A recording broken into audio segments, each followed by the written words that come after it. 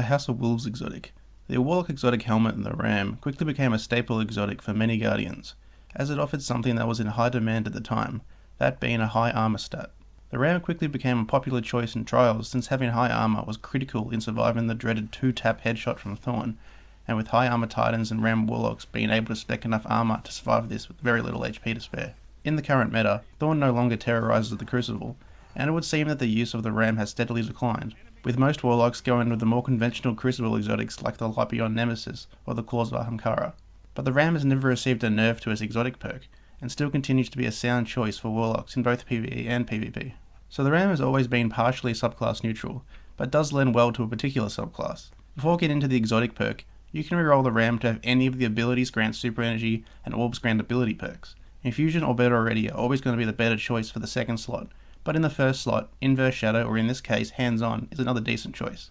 Since the Ram is a melee based exotic, granting bonus super energy from melee kills using the Hands On perk actually couples well with the Ram. But honestly, the reason I stuck with this perk is because there was a 99% roll, and the perk was good enough for me to keep the roll. The exotic perk on the Ram grants increased armor for all subclasses, and triggers lifesteal on every Voidwalker melee hit, so getting bonus armor is always nice. But unless you're specifically playing as a Voidwalker, there are probably going to be better choices that are more suited to your subclass. Also, since most legendary chest piece armor now also grants increased armor for a specific subclass, the neutrality of the Ram isn't all that valuable anymore. So assuming we'll go with the Voidwalker, we're getting a juiced up version of lifesteal for free, which works on every single melee hit as a Voidwalker, regardless if the melee attack is charged or not. There is a minor caveat to this feature, that being lifesteal having its own internal cooldown, but I'll get into that later. So since we have a better version of lifesteal already, we can either use Surge to increase our movement and weapon speed, or use Soul Rip to grant a chunk of super energy. I personally like to go with Soul Rip with a full strength build, with the intention of trying to generate supers as fast as possible, so a 5-2-5 stack configuration would be my suggested loadout. Other perks are fairly optional, but I like to run with the Hunger, Embrace the Void and Scatter Grenades. While the exotic perk hasn't undergone any changes since launch, the way it regenerates health has significantly changed. A patch a few months ago changed how Hungering Blade works on Blade Dancers, and the patch also caused the same effect for the Sunbreaker Titan's Cauterize perk and the Voidwalker's Lifesteal perk. Whether or not it's an improvement is debatable, but I would argue that it's far stronger in some scenarios now than it was before.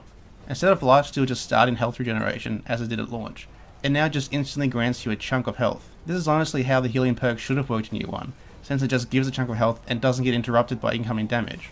In the Thorn meta, this would have been far better to have on Red Death as it does now, since the Mark of the Devourer perk wouldn't interrupt the health regen. So in the Crucible today, a lot of damage over time attacks have been nerfed, and there's even an artifact to further nerf damage over time. But still, if you can get into a melee match with someone, you'll win it far more often with the Ram equipped. Having increased armor and infinite health regen melees on a class that has a strong melee range already does stack well, and can be very powerful in close quarter maps. I believe that the real strength of the Ram lies in PvE now though, mostly due to the change to healing. You can pretty much get into a punch-on with most mages in the game, since you will constantly get health back, but the trick is to pause for a second in between your punches, as to not reset the cooldown on lifesteal and stop it from healing you. A method I use to make sure I'm spaced out my melees enough is to either count to 1 in my head and then punch, or just wait for your weapon to fully ready up before going in for another punch.